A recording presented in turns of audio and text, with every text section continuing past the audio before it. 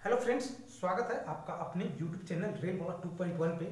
और चलिए आज के वीडियो में, जैसा कि मैंने बताया था कि एसएससी जीडी के लिए हम कुछ इम्पोर्टेंट प्रश्न आपको बताएंगे जो आपके एग्जाम में सीधा लड़ सकता है। तो चलिए उसी सीरीज को हम शुरू करते हैं और क्यूज के माध्यम से हम आपको बताएंगे।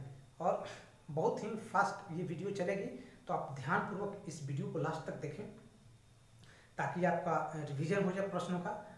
यदि आंसर जानते होंगे तो कमेंट करके फटाफट बताते चलिएगा। हम 2 बार प्रश्न के रिपीट करने का कोशिश करेंगे, आप जवाब दीजिएगा, नहीं तो फिर हम जवाब देते हुए आगे बढ़ेंगे। तो सबसे पहला हम प्रश्न लेते हैं कि सिंधु घाटी सभ्यता किस सभ्यता के समकालीन थी। ठीक है, यानी कि जिस समय सिंधु घाटी सभ्यता चल रही थी उसी समय कोई और भी सभ्यता चल रही थी, वो सभ्यता कौन सी थी। ये प्रश्न बार बार पूछा जाता है एग्जाम में, एसएससी के एग्जाम में ही नहीं बल्कि और भी कई कॉम्पिटिटिव एग्जाम होते हैं, उसमें ये प्रश्न कई बार पूछा जा चुका है और इसे आगे आने की भी संभावना बहुत ही ज़्यादा है। तो सही आंसर हो जाएगा मेसोपोटामिया की सभ्यता। ठीक है, जिस समय सिंधु घाटी सभ्यता चल रही थी उसी समय एक और सभ्यता चल रही थी जिसका नाम है क्या, मेसोपोटामिया की सभ्यता। क्लियर है। नेक्स्ट प्रश्न है, बौद्ध त्रिपिटक में, ठीक है, पिटक का अर्थ क्या होता है। ठीक है, पिटक का अर्थ क्या होता है। तो पिटक का अर्थ होता है बुद्ध के कथन। बुद्ध के कथन को हम जिसमें पिटक है उसमें बुद्ध के कथन दिए गए हैं, तो बुद्ध के कथन का रिलेशन किससे है, पिटक से है। क्लियर है। नेक्स्ट प्रश्न है, प्राचीन कौशल महाजनपद, ठीक है, प्राचीन कौशल महाजनपद की राजधानी कहाँ थी। कमेंट करके बताइएगा कि इसकी राजधानी कहाँ थी। सही आंसर हो जाएगा श्रावस्ती। क्या है, श्रावस्ती, यानी कौशल महाजनपद की राजधानी कहाँ थी, श्रावस्ती। नेक्स्ट प्रश्न है, बिंबिसार जो था वो किस वंश का संस्थापक था। ठीक है, बिंबिसार जो था वो किस वंश से रिलेशन रखता है, किस वंश का संस्थापक था। ठीक है, तो हर्यक वंश।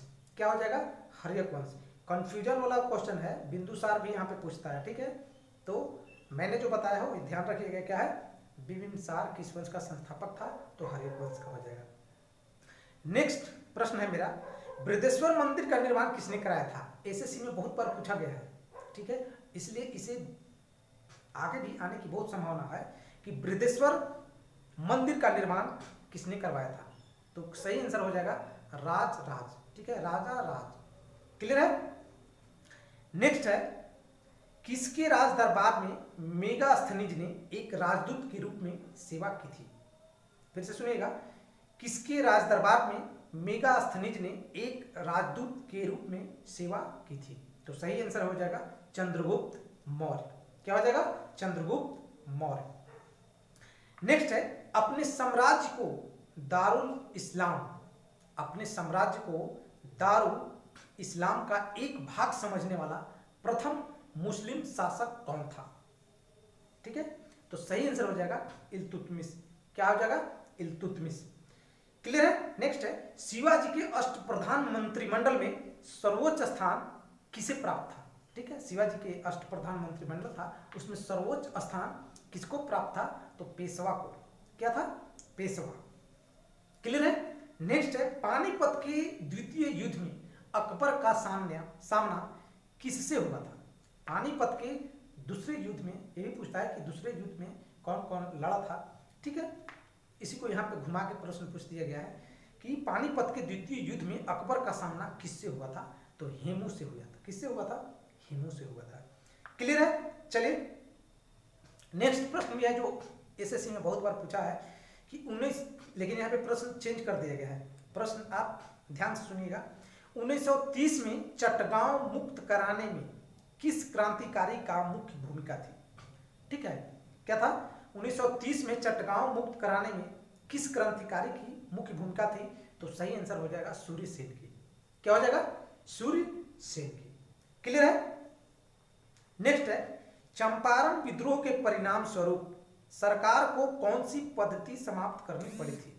यानी कि उस समय जो सरकार की पद्धति चल रही थी, तो चंपारण विद्रोह के परिणाम स्वरूप उसको कौन सी पद्धति जो है वो समाप्त करनी पड़ी थी, तो तिनकटिया पद्धति। कौन सी पद्धति, तिनकटिया पद्धति समाप्त करनी पड़ी थी। नेक्स्ट प्रश्न है, किस आंदोलन के दौरान, बहुत इंपॉर्टेंट क्वेश्चन है, किस आंदोलन के दौरान वंदे मातरम गायन के लिए राजद्रोह की संज्ञा दी गई थी? किस आंदोलन के दौरान वंदे मातरम गायन के लिए राजद्रोह की संज्ञा दी गई थी? तो स्वदेशी आंदोलन। क्या हो जाएगा सही आंसर? स्वदेशी आंदोलन। क्लियर है? नेक्स्ट है 1927 की बटलर कमेटी का उद्देश्य क्या था? ये भी पूछता है कि बटलर कमेटी का गठन कब किया गया? 1927 में। तो 1927 ईस्वी की बटलर कमेटी का उद्देश्य क्या था? आप सही आंसर कमेंट करके बताइए। यदि आप पढ़ने में तेज हैं, ब्रिलियंट हैं, तो कमेंट करके इसका प्रश्न का आंसर जरूर बताइएगा। सही आंसर है भारत सरकार व देशी राज्यों के बीच संबंध को सुधारना था। ठीक है, भारत सरकार व देशी राज्यों के बीच संबंध सुधारना उद्देश्य था इसका। किसका? बटलर कमेटी का, जो 1927 में गठित की गई थी। क्लियर है? नेक्स्ट प्रश्न, ये भी बहुत इंपॉर्टेंट है। राजनीति स्वतंत्रता की प्राण वायु है। क्या है प्रश्न? राजनीति जो है स्वतंत्रता की प्राण आयु है, यह शब्द किसने कहा? ठीक है, कि राजनीतिक जो है वो स्वतंत्रता की प्राण आयु है, तो इसने अरविंद घोष ने कहा। ये बात किसने कहा? अरविंद घोष ने कहा। चलिए अब हम भारतीय राज्य व्यवस्था एवं संविधान से संबंधित प्रश्नों को लेते हैं। ये भी बहुत इंपॉर्टेंट प्रश्न है जो आपके एग्जाम में डायरेक्टली लड़ सकता है। तो पहला प्रश्न रहेगा कि किसी राज्य के उच्च न्यायालय, ठीक है, उच्चतम न्यायालय नहीं, उच्च न्यायालय, हाई कोर्ट में न्यायाधीशों के वेतन एवं भत्ते का संबंध किससे होता है? यानी वेतन और भत्ता कहां से मिलता है, किस जगह से उनको दी जाती है? तो जिस राज्य का कोर्ट रहता है उस राज्य की लोक लेखा निधि से। कहां से? राज्य की लोक लेखा निधि से उच्च न्यायालय के न्यायाधीशों के वेतन मिलते हैं। क्लियर है? नेक्स्ट प्रश्न है, संविधान के किस भाग में संघीय न्यायपालिका का उद्देश्य है? संविधान के किस भाग में, 1 2 3 4 5 6 इस तरह से आपको बताना है संविधान के किस भाग से संघीय न्यायपालिका का उद्देश्य है। तो भाग क्या हो जाएगा? 5। क्या हो जाएगा? सही आंसर भाग 5। नेक्स्ट प्रश्न है, भारत में सार्वजनिक मताधिकार के आधार पर प्रथम चुनाव कब हुए? बहुत इंपॉर्टेंट क्वेश्चन, एसएससी में भी पूछा गया है प्रश्न। भारत में सार्वजनिक मताधिकार के आधार पर प्रथम चुनाव कब हुआ? तो 1952 में। कब हुआ? 1952 सही आंसर हो जाएगा। नेक्स्ट है, भारत के प्रथम लोकसभा अध्यक्ष कौन थे? बहुत ही सिंपल क्वेश्चन है, शायद आप जानते होंगे, तो कमेंट करके बताइएगा कि भारत के प्रथम लोकसभा अध्यक्ष कौन थे? तो जीवी मालवंकर। क्या हो जाएगा? जीवी मालवंकर। क्लियर है? नेक्स्ट है, लोकसभा में किसी विधेयक को धन विधेयक के रूप में कौन प्रमाणित करता है? धन विधेयक है या नहीं है वो कौन प्रमाणित करता है? तो लोकसभा के अध्यक्ष, जो भी लोकसभा के अध्यक्ष होते हैं वही धन विधेयक को ये करते हैं। नेक्स्ट है, प्रधानमंत्री पद से त्याग पत्र देने वाले पहले प्रधानमंत्री कौन थे? पहले प्रधानमंत्री वो कौन थे जिन्होंने प्रधानमंत्री पद से क्या कर दी? इस्तीफा दे दी थी। तो मोरारजी देसाई सही आंसर हो जाएगा, मोरारजी देसाई। नेक्स्ट प्रश्न है, भारतीय संसद में पहली बार अविश्वास प्रस्ताव कब और किस प्रधानमंत्री के खिलाफ आया था? 2 प्रश्न इसमें छुपा हुआ है कि भारतीय संसद में पहली बार अविश्वास प्रस्ताव कब आया और किस प्रधानमंत्री के खिलाफ आया था? तो सही आंसर हो जाएगा 1963 में, और तत्कालीन प्रधानमंत्री पंडित जवाहरलाल नेहरू थे। 1963 कौन थे प्रधानमंत्री? पंडित जवाहरलाल नेहरू। नेक्स्ट प्रश्न है, संविधान के किस अनुच्छेद में मंत्रिपरिषद की नियुक्ति व पदच्युत का प्रावधान है? ठीक है, नियुक्ति भी कर सकते हैं, पदच्युत भी कर सकते हैं। तो संविधान का कौन सा अनुच्छेद है? वो अनुच्छेद हो जाएगा 75। क्या हो जाएगा? 75। क्लियर है? नेक्स्ट है, लोकसभा के सदस्यों की निर्योग्यता से संबंधित प्रश्नों का निर्णय कौन करता है? फिर से देखिएगा, लोकसभा के सदस्यों की निर्योग्यता से संबंधित प्रश्नों का निर्णय कौन करता है? तो सही आंसर हो जाएगा लोकसभा अध्यक्ष। क्या हो जाएगा? लोकसभा अध्यक्ष। और ये लास्ट प्रश्न है संविधान से, किसी भौगोलिक क्षेत्र को अनुसूचित क्षेत्र में घोषित करने का अधिकार किसको प्राप्त है? ठीक है, किसी भौगोलिक क्षेत्र को अनुसूचित क्षेत्र में घोषित करना किसका अधिकार है? तो सही आंसर हो जाएगा राष्ट्रपति को। है करना है कि नहीं करना है, ये राष्ट्रपति कर सकते हैं। चलिए भूगोल से हम कुछ प्रश्नों को लेते हैं और रखते हैं आपके सामने। तो पहला है कि विषुवतीय रेखीय वनों को, बहुत इंपॉर्टेंट क्वेश्चन है, ध्यान सुनिएगा, विषुवतीय रेखीय वनों को ब्राजील में किस नाम से जाना जाता है? ब्राजील में विषुवतीय रेखीय वन जो है उसको अलग अलग जगह पे अलग अलग नामों से जाना जाता है। तो ब्राजील में किस नाम से जाना जाता है? सही आंसर हो जाएगा सेल्वास। क्या हो जाएगा? सेल्वास। नेक्स्ट प्रश्न है, किस नदी को यूरोपीय व्यापार की जीवन रेखा बोला जाता है? ठीक है, यानी कि यूरोप के व्यापार की जीवन रेखा किस नदी को जाना जाता है? तो सही आंसर हो जाएगा राइन नदी। क्या हो जाएगा? राइन नदी हो जाएगा। नेक्स्ट है, नाइजर नदी किस खाड़ी में जाकर मिल जाती है? क्या है? नाइजर नदी किस खाड़ी में जाकर मिल जाती है? तो सही हो जाएगा गिनी की खाड़ी में। किसके खाड़ी में? गिनी के खाड़ी में। नेक्स्ट प्रश्न है, पृथ्वी की सतह से सबसे दूर जो वायुमंडल अवस्थित है उसको किस नाम से जानते हैं? तो बहिर्मंडल। सही आंसर हो जाएगा। क्या हो जाएगा? बहिर्मंडल हो जाएगा। नेक्स्ट है, हिमालय पर्वत की उत्पत्ति किस भू संतति से हुई है? बहुत इंपॉर्टेंट क्वेश्चन है, कंफ्यूजिंग क्वेश्चन है। हिमालय पर्वत की उत्पत्ति किस भू संतति से हुई है? तो तेथी सागर के सटकने से, क्या है, खिसकने से बोला जाता है कि इसका निर्माण हुआ, उत्पत्ति हुआ है। किस द्वीप को अग्निद्वीप के नाम से भी जाना जाता है? बहुत इंपॉर्टेंट क्वेश्चन है, आप सही आंसर जानते होंगे तो कमेंट करके जरूर बताइएगा कि किस द्वीप को अग्निद्वीप के नाम से भी जाना जाता है। तो सही आंसर हो जाएगा क्या? आइसलैंड। क्या हो जाएगा? आइसलैंड। नेक्स्ट है, कौन सी नदी असम और अरुणाचल प्रदेश के बीच सीमा बनाती है? ठीक है, कौन सी नदी असम और अरुणाचल प्रदेश के बीच सीमा बनाती है? तो सही हो जाएगा आंसर संकोसी नदी। क्या है? संकोसी नदी। असम अरुणाचल प्रदेश, संकोसी नदी। क्लियर है? चलिए नेक्स्ट प्रश्न हम देखते हैं, रुपये का अवमूल्यन सबसे पहले कब हुआ था? भारत में रुपये का अवमूल्यन सबसे पहले कब हुआ था? तो 1949 में। क्लियर है? नेक्स्ट प्रश्न में बहुत बार एसएससी में पूछा गया कि भारत में राष्ट्रीय आय की गणना कौन करता है? तो केंद्रीय संघीय संगठन भारतीय आय की गणना करता है। कहां पे? भारत में। क्लियर है? नेक्स्ट है, भारत के समुद्री उत्पादों के लिए भारत का सबसे बड़ा बाजार कौन सा है? भारत के जो समुद्री उत्पाद होता है इसमें भारत का सबसे बड़ा बाजार कौन सा है? तो यूरोपीय यूनियन का। किसका? यूरोपीय यूनियन का। क्लियर है?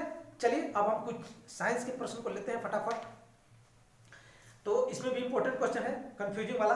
मानव शरीर के परिसंचरण तंत्र के अंतर्गत रक्त महाधमनी में प्रवेश करती है, किसके थ्रू प्रवेश करती है? ठीक है, तो बाएं सिरा से, बाएं सिरा से जो है रक्त महाधमनी में प्रवेश करती है। क्लियर है? नेक्स्ट है, आंख जो है, मैंने एक प्रश्न पहले भी बताया, आंख जो है, आंख का कलर भूरा, नीला, इस तरह का जैसा नीला है और भी किसी का भूरा हो जाता है। तो इस तरह का कलर जो है वो किस पे डिपेंड करता है? तो आइरिस पे डिपेंड करता है। क्लियर है? नेक्स्ट है, उस ग्रंथि का नाम बताएं जो रक्तचाप को नियंत्रित करता है। ये भी बहुत इंपॉर्टेंट क्वेश्चन है कि रक्तचाप को नियंत्रित कौन सी ग्रंथि करता है? तो अधिवृक्क ग्रंथि। कौन? अधिवृक्क ग्रंथि। नेक्स्ट है, प्रकाश की वेग का सबसे पहले किसने मापा था? बहुत सारे लोग जानते होंगे, रोमर सही आंसर हो जाएगा। नेक्स्ट है, जब ध्वनि की आवृत्ति 20 हर्ट्ज से नीचे होती है तो उसको क्या कहते हैं? यहाँ पे अंग्रेजी में प्रश्न आंसर दे दिया जाता है, ऑप्शन दे दिया जाता है और हिंदी में भी, तो कंफ्यूज मत होइएगा। जब ध्वनि की आवृत्ति 20,000 के नीचे रहता है तो उसको इंग्लिश में क्या बोलते हैं? इंफ्रासोनिक बोलते हैं। क्या बोलते हैं? इंफ्रासोनिक बोलते हैं। नेक्स्ट प्रश्न है, स्टार क्वीन नेबुला के रूप में भी जाना जाता है, उसको और किस नाम से जानते हैं? तो मेसियर 60 यानी कि मेसियर 16 के भी नाम से जानते हैं। किसको? स्टार क्वीन नेबुला को। नेक्स्ट है, इंपॉर्टेंट क्वेश्चन है अभी, मात्र 2 ऊतक का नाम बताना है जो खून से ऑक्सीजन प्राप्त नहीं करते हैं। 2 ऊतक कौन सा है जो खून से ऑक्सीजन प्राप्त नहीं करता है? वो है नाखून और कॉर्निया। नाखून तो आप जानते होंगे लेकिन कॉर्निया के बारे में नहीं जानते हैं, तो कॉर्निया भी याद रखिएगा। चलिए नेक्स्ट प्रश्न लेते हैं, खेलकूद से कुछ प्रश्न लेते हैं। ये भी बहुत बार पूछा गया है एसएससी में। पहली बार राष्ट्रमंडल खेलों का आयोजन कब किया गया था? तो सही आंसर क्या हो जाएगा? 1930। 1930 में पहली बार राष्ट्रमंडल खेलों का आयोजन किया गया था। क्लियर है? नेक्स्ट है, शतरंज में भारत का पहला महिला ग्रैंड मास्टर का नाम बताना है। शतरंज में पहला ग्रैंड मास्टर का महिला नाम बताना है, तो एस विजय लक्ष्मी हो जाएगा। क्या हो जाएगा? एस विजय लक्ष्मी। नेक्स्ट प्रश्न है, वॉली, स्मैश, सर्विस शब्द किस खेल से संबंधित है? वॉली, स्मैश, सर्विस सब किस खेल से संबंधित है? तो सही आंसर हो जाएगा लॉन टेनिस। नेक्स्ट प्रश्न है, स्वतंत्र भारत के लिए व्यक्तिगत रूप से पहला ओलंपिक पदक किसने जीता? बहुत इंपॉर्टेंट क्वेश्चन है। स्वतंत्र भारत के लिए व्यक्तिगत रूप से पहला ओलंपिक पदक किसने जीता? तो केडी जाधव ने, केडी जाधव ने। क्लियर है? नेक्स्ट प्रश्न हम लेते हैं, वनडे क्रिकेट में सबसे पहले भारत की कप्तानी करने वाला खिलाड़ी कौन था? वनडे क्रिकेट में सबसे पहले भारत की कप्तानी करने वाला खिलाड़ी कौन था? तो अजीत वाडेकर। कौन हो जाएगा? अजीत वाडेकर हो जाएगा। क्लियर है? नेक्स्ट है, अखिल भारतीय हॉकी फेडरेशन की स्थापना, अखिल भारतीय हॉकी फेडरेशन की स्थापना किस वर्ष की गई थी? तो सही आंसर हो जाएगा 1925 में। और भी 1925 के बारे में आप जानते हो कि 1925 में क्या किया गया था? तो कमेंट करके जरूर बताइए। चलिए कुछ कंप्यूटर से प्रश्न हम लेते हैं। दो डिवाइसों को आपस में किसकी मदद से जोड़ते हैं? बहुत कंफ्यूजिंग क्वेश्चन है कि दो डिवाइसों को आपस में किसकी मदद से जोड़ते हैं? तो उसको इंटरफेस, क्या है? इंटरफेस की मदद से हम दो डिवाइसों को जोड़ते हैं। क्लियर है? चलिए नेक्स्ट प्रश्न है, प्रिंटर को कंप्यूटर से जोड़ने के लिए आमतौर पर किस इंटरफेस का प्रयोग करते हैं? प्रिंटर को कंप्यूटर से जोड़ने के लिए आमतौर पर किस इंटरफेस का प्रयोग करते हैं? तो हो जाएगा पैरेलल इंटरफेस। क्या?